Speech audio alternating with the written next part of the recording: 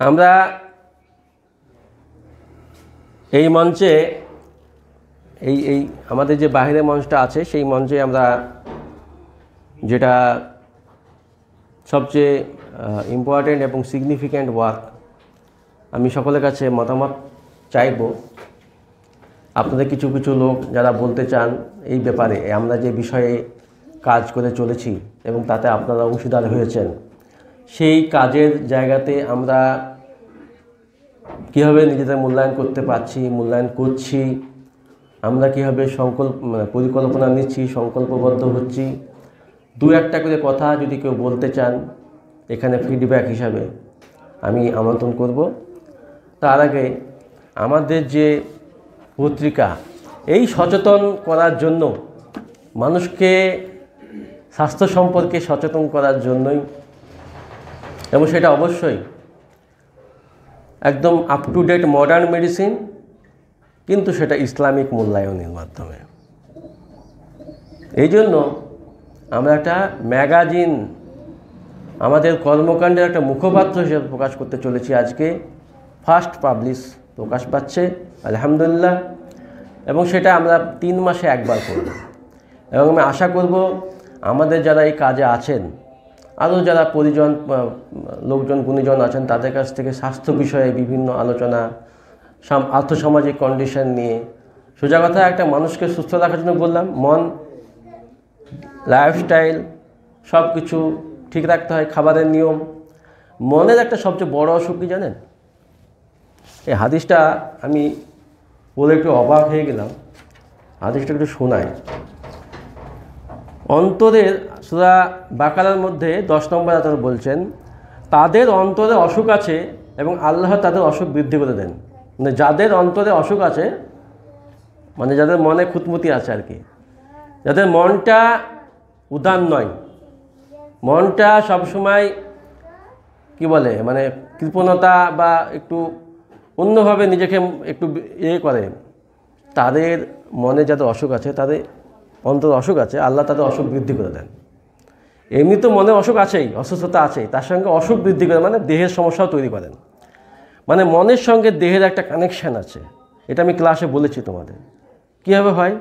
ওই যে epinephrine, cortisol ব্যাপারটা বলেছি না, সূরা আয়াত বাকারা 10 নম্বর আয়াতে বলেছেন।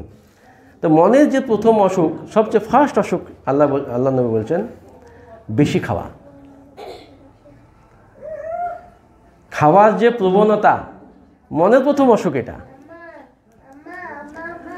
বেশি খাওয়া এবং ভালো খাবারের প্রতি লোভী হওয়া, বেশি খাওয়া এবং উদরপূর্তি করে খাওয়া অসংখ্য গুনাহের মূল। এই কারণে হাদিসে ক্ষুধার্ত থাকার অনেক ফজিলত বর্ণিত হয়েছে। রাসূল সাল্লাল্লাহু আলাইহি ওয়াসাল্লাম বলেছেন, মানুষের জন্য পূর্ণ করার ক্ষেত্রে পেটের তুলনায় খারাপ কোনো পাত্র নেই।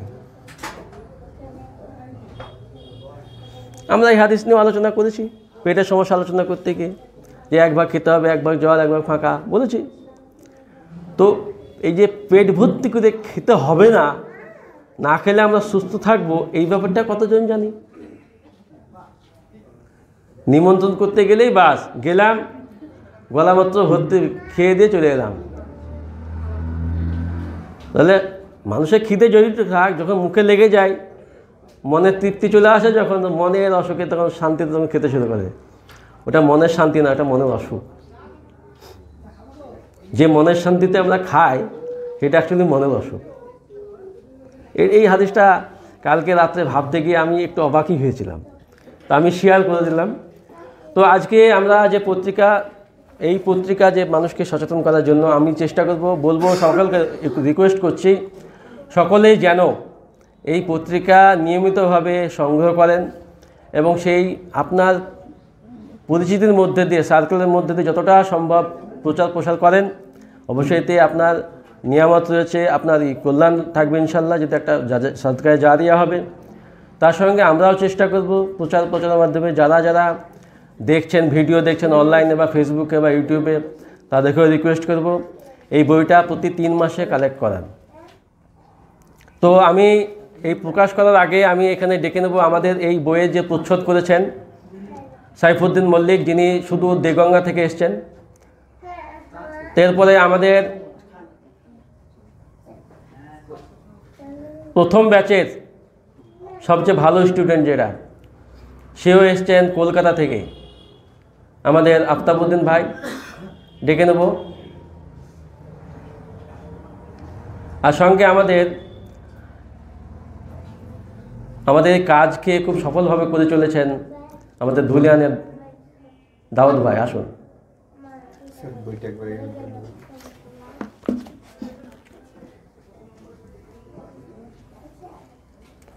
এখানে আসুন, আমি ওখানেই যাচ্ছি বা এখানে লাইট, আসুন, চলে আসুন।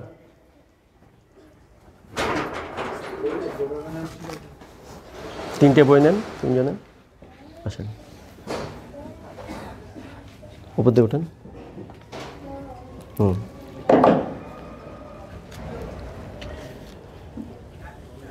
আমরা অফিসিয়ালি আমাদের ত্রৈমাসিক ম্যাগাজিন ইসলামিক চিকিৎসা, আধুনিক চিকিৎসার ইসলামিক মূল্যায়ন, এই বইটি আমরা প্রতি 3 মাস পর ছাপাবো, প্রকাশ করব ইনশাল্লাহ।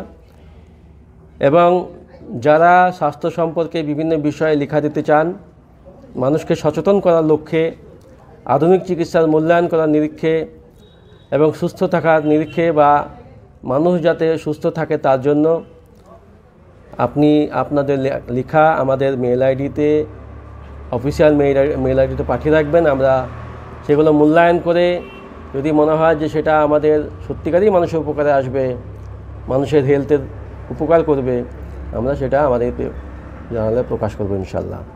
আসসালামু আলাইকুম। আলহামদুলিল্লাহ, সুম্মা আলহামদুলিল্লাহ, সুবহানাল্লাহি আলহামদুলিল্লাহ ওয়া লা ইলাহা ইল্লাল্লাহু আল্লাহু আকবার, এই বলে আজকে আমার পত্রিকা প্রকাশ করলাম। Thank you. ঠিক আছে, এবার আমি বলবো আমাদের যিনি প্রচ্ছদ করেছেন তিনি কিছু কথা বলবেন। হ্যাঁ, 2 মিনিট, 1 মিনিট বলে দাও। আসসালামু আলাইকুম। আমার নাম সাইফুদ্দিন মল্লিক, আমি এসি দেগঙ্গা থেকে, যেটা বারাসাত সাব ডিভিশনের অন্তর্গত। স্যারের সাথে পরিচয় হয়েছে অনলাইনের মাধ্যমে, সেখান থেকে স্যারের ভিডিও দেখা এবং সেখান থেকেই যোগাযোগ, এবং স্যার আমাকে দায়িত্বটা দিয়েছেন, আমি যথাযথভাবে চেষ্টা করেছি এটাকে তৈরি করার, এবং আগামীতেও তৈরি করার চেষ্টা করব। আমার জন্য দোয়া করবেন। জাযাকাল্লাহ খায়ের। আল্লাহ তার কাজে এবং মনের মধ্যে বারাকাত দান করুক। ঠিক আছে, আমি এরপরে বলবো আমাদের দাউদ ভাইকে। উনি যেহেতু আমাদের এই কাজে যুক্ত আছেন, উনি আমাদের এই কাজকে কীভাবে মূল্যায়ন করেন। আলহামদুলিল্লাহ, আমি প্রায় 10 বছর থেকে আপনার আসিফা জাইতুন তেল আপনার ব্যবসা করি। তো এর মাধ্যমে অনেক ভালো একটা রেজাল্ট পাওয়া গিয়েছে। বরঞ্চ আমি ব্যবসার ক্ষেত্রে আপনার কসমেটিকের দোকানও দিই, তারপরে আপনার যেগুলো মেডিকেল আছে, মেডিকেল ডাক্তার এইসব ব্যক্তিদেরকে আমরা জাইতুন তেল দিয়ে এর মাধ্যমে একটা ভালো একটা বেনিফিট পাওয়া গেছে। তো আপনাদেরকে বলবো যে আসিফা জাইতুন তেল আপনার নিয়মিত ইউজ করেন এবং অন্যকে আমাদের কর্মকাণ্ড নিয়ে আপনাদের মানে এই মানুষের অসুস্থ নিয়ে আমরা যে কাজ করছি সেগুলো নিয়ে। এবং হ্যাঁ বলুন। প্রথমে কথা বলতে যে হ্যাঁ বলুন অসুবিধা নেই।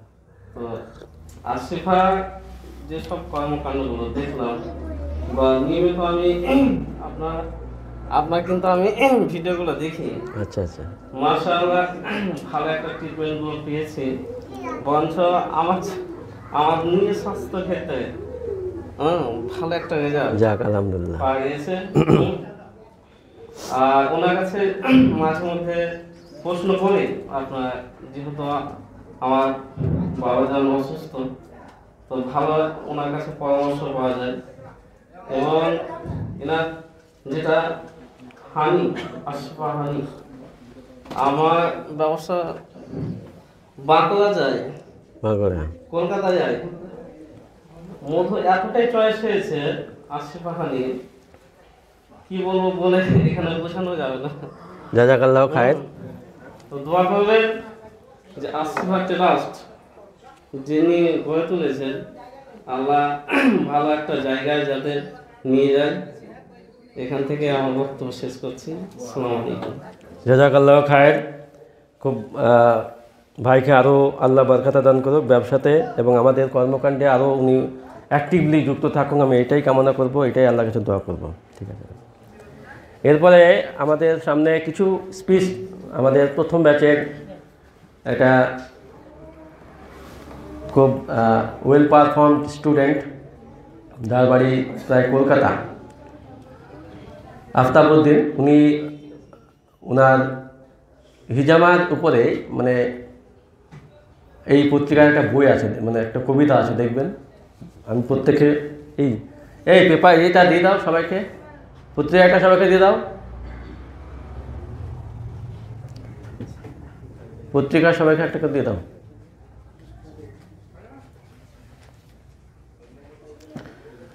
উনি ওই কবিতাটা লিখেছেন। তো আমি ওনাকে রিকোয়েস্ট করব যে হিজামা 2010 সাল ভার্সেস 2023 সাল পশ্চিমবঙ্গে, এবং সেক্ষেত্রে আমাদের ভূমিকা, এদিকে আসুন, এদিকে আসুন।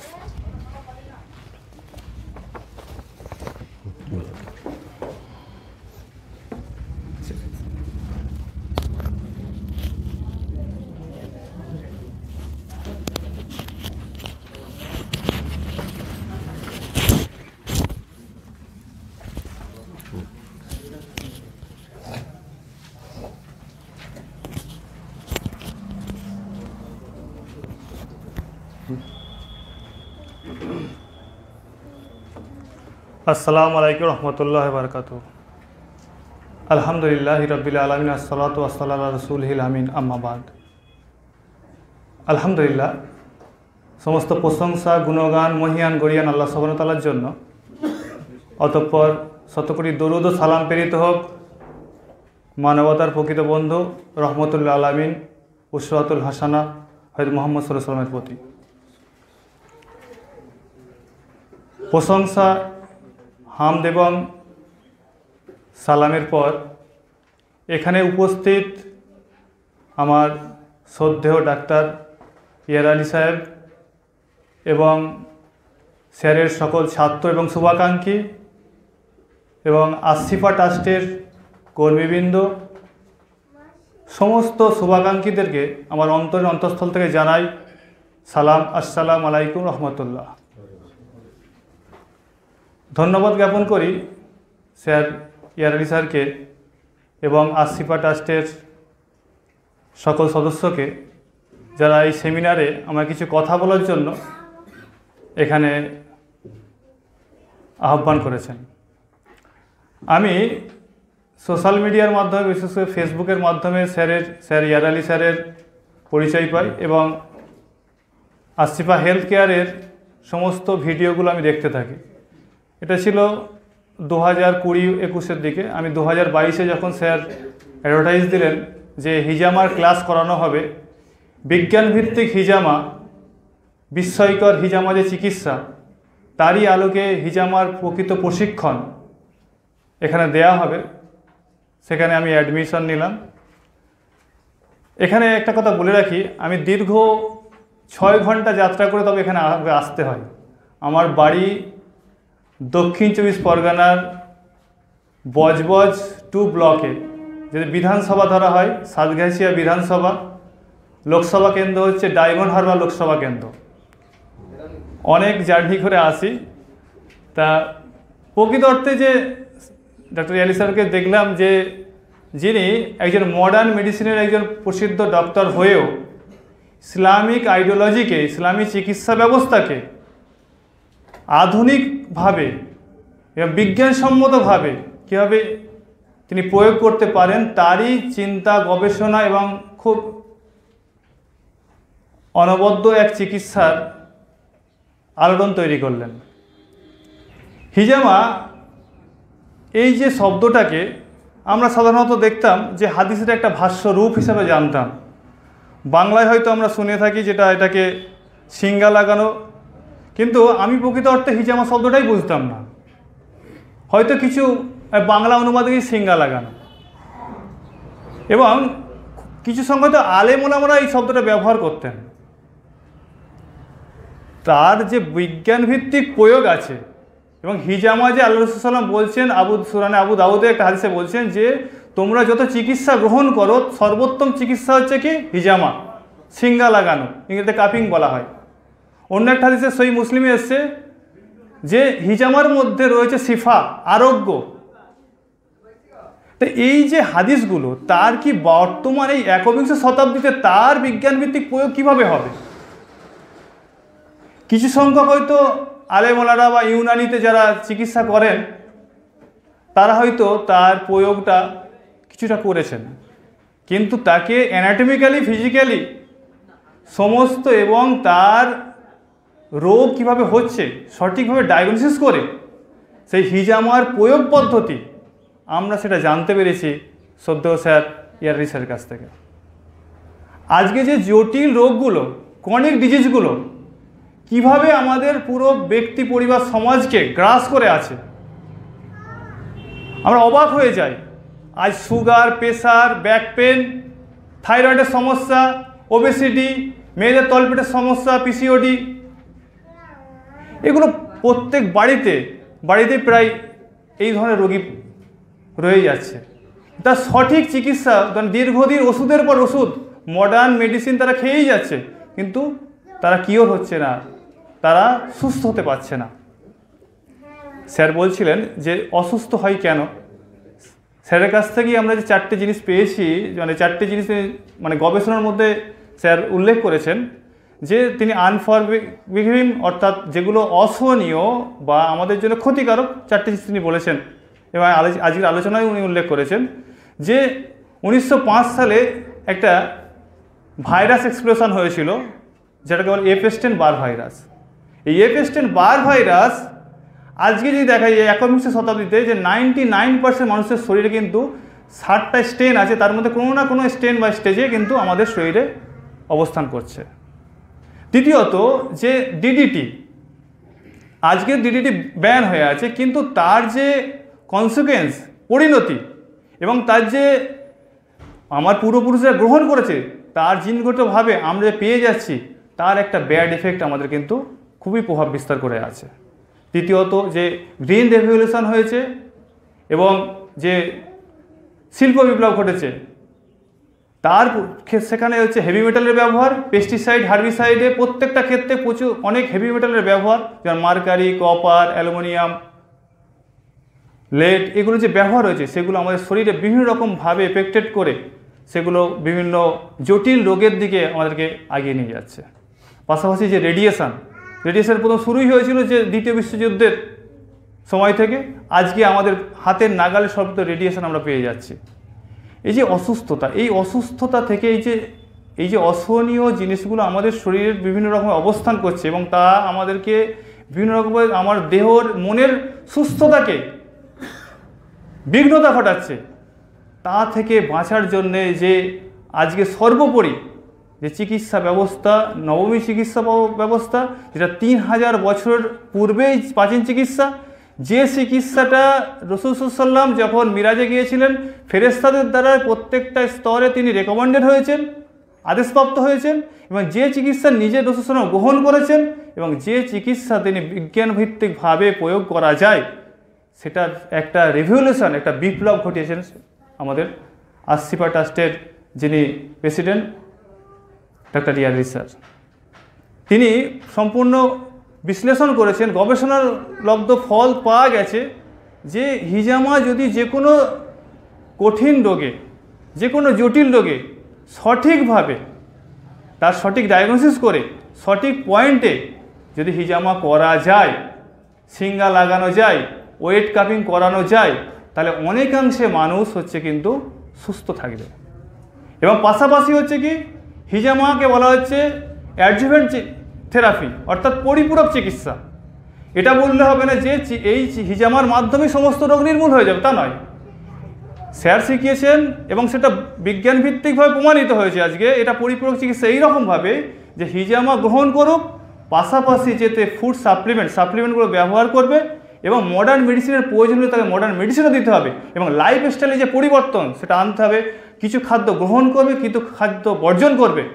এই একটা শৃঙ্খলাবদ্ধ যদি ব্যবস্থা নেয়, এই ম্যানেজমেন্ট যদি নিতে পারে, অর্থাৎ হিজামা, ফুড সাপ্লিমেন্ট, মডার্ন মেডিসিন এবং খাদ্য লাইফস্টাইলের পরিবর্তন করতে পারে, খাদ্যাভ্যাসের পরিবর্তন আনতে পারে, তাহলে ইনশাআল্লাহ তাআলা মানুষ সুস্থ হতে পারে।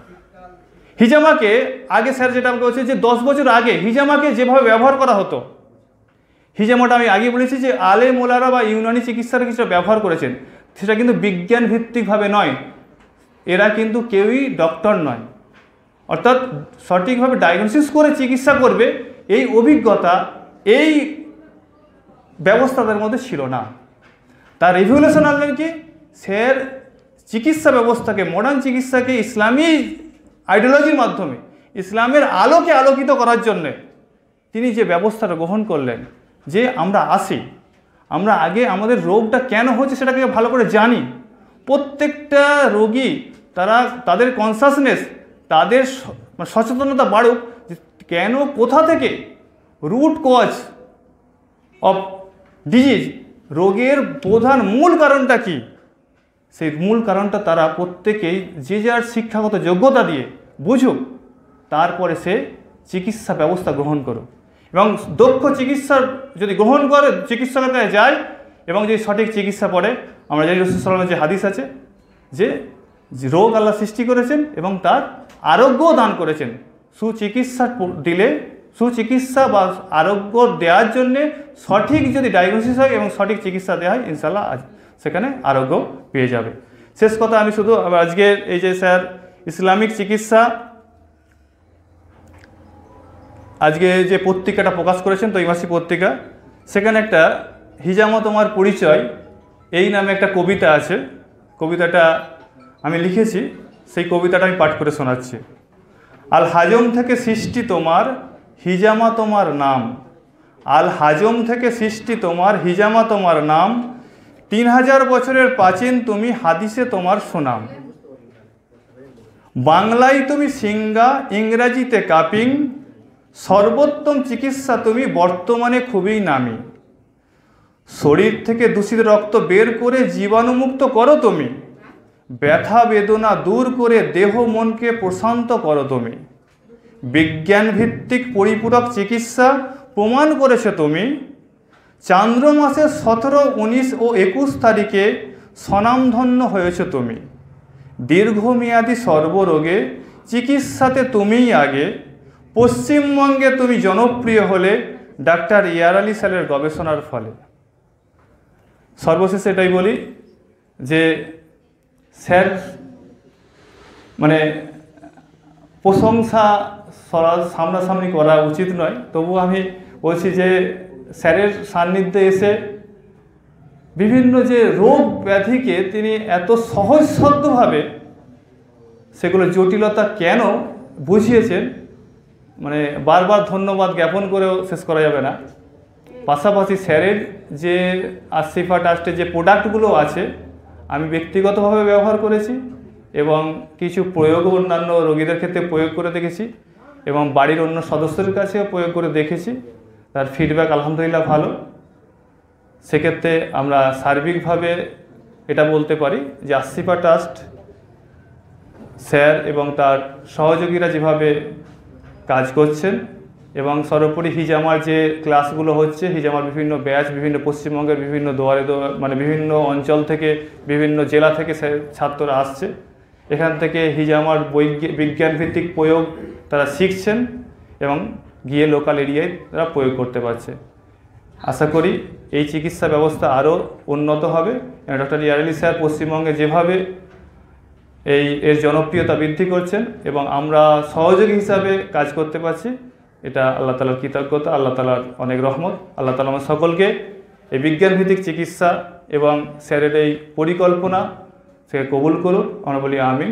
এবং আগামী দিনে এই ইসলামিক চিকিৎসা এবং মডার্ন মেডিসিনকে সঠিকভাবে প্রয়োগ করে আরও মানুষকে স্বাস্থ্য সচেতন করা এবং স্বাস্থ্য সচেতনের মাধ্যমে রোগ ব্যাধি দূর করার মধ্য দিয়ে আল্লাহ তাআলা আমাদের এই পরিকল্পনা গ্রহণ করুন। আমিন সুম্মা আমিন আলামিন। ধন্যবাদ। জাযাকাল্লাহু খায়র।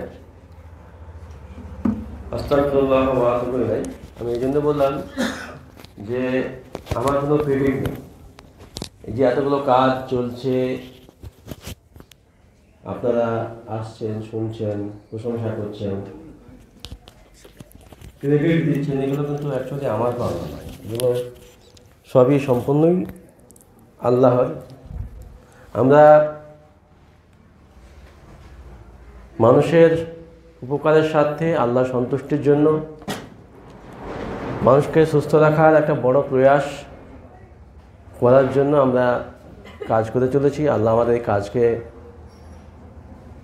আশাবাদী কবুল করেছেন। ইনশাল্লাহ আল্লাহ যেন কবুল করেন এবং তার ইহকাল পরকালে তার প্রতিদান দান করেন। আল্লাহুম্মা আমিন।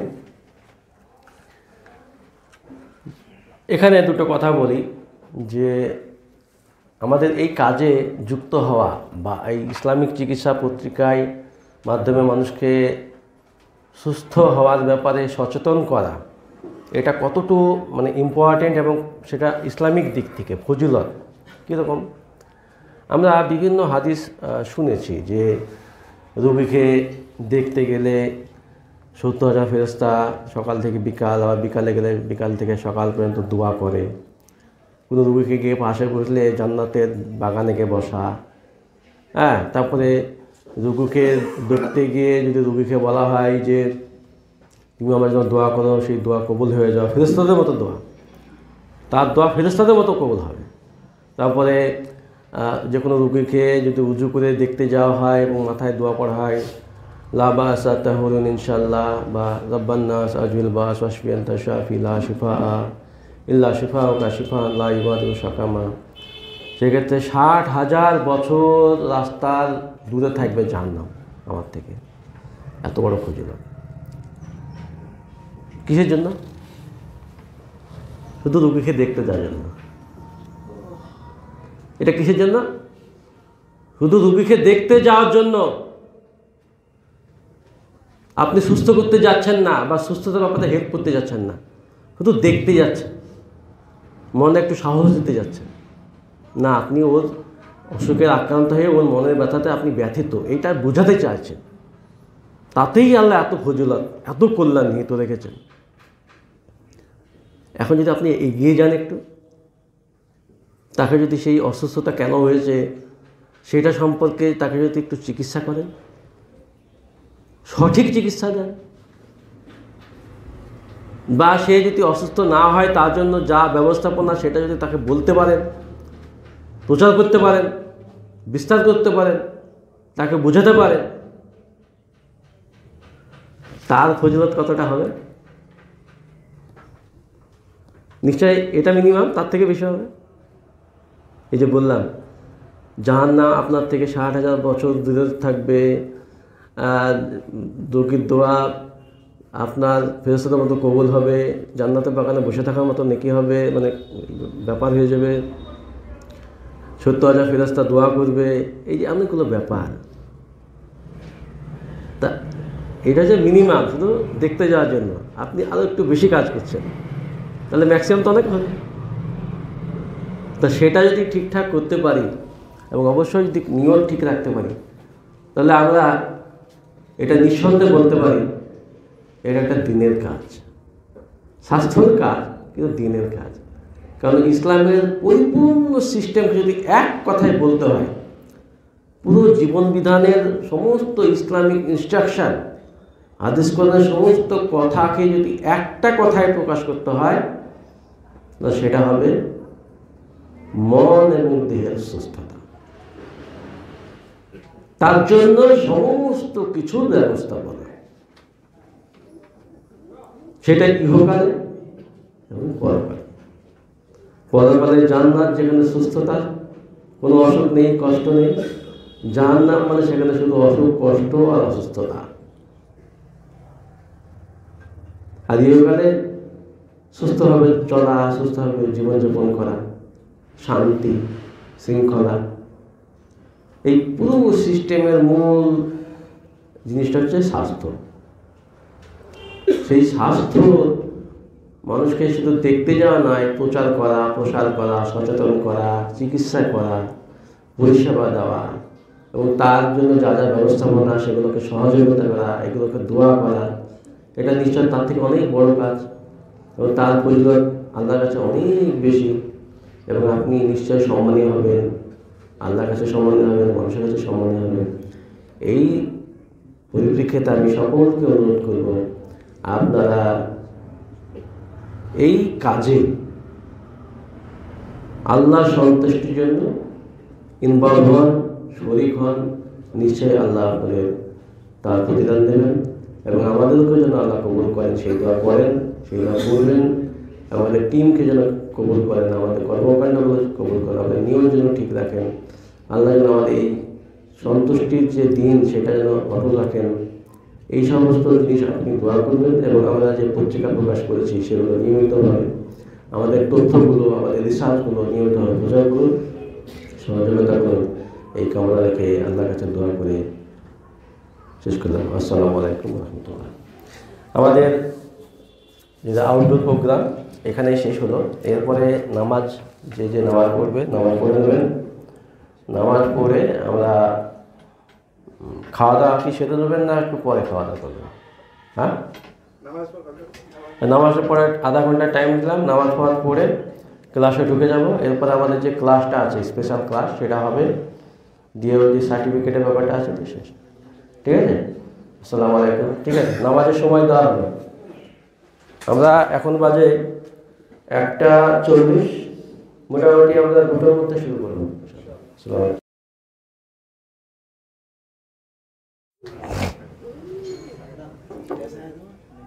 কতক্ষণ হয়েছে এটা?